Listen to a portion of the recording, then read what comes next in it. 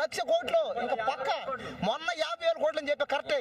ఈ సినిమా ఖచ్చితంగా 50,000 కోట్లు దాటేసి 1,00,000 కోట్లు కూడా పోయే ఛాన్సెస్ ఉన్నాయి.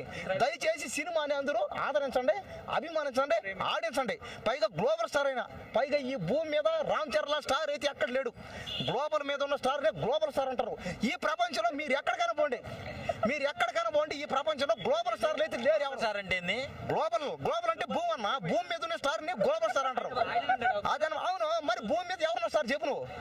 గ్లోబల్ స్టార్ అని ఎవరికైనా పేరు ఉందా ఈ ప్రపంచంలో చెప్పండి? సూపర్ స్టార్ ఏనో, మెగాస్టార్ ఏనో, ఇంకేదైనా స్టార్ ఏనో, ఆఖరికి కదా బర్రీ స్టార్ అని రకరకాలుగా ఏనో, స్టైల్ స్టార్ ఏనో, ఐకన్ స్టార్ ఏనో, కానీ గ్లోబల్ స్టార్ అనే పేరు ఎవరు వినలేదు.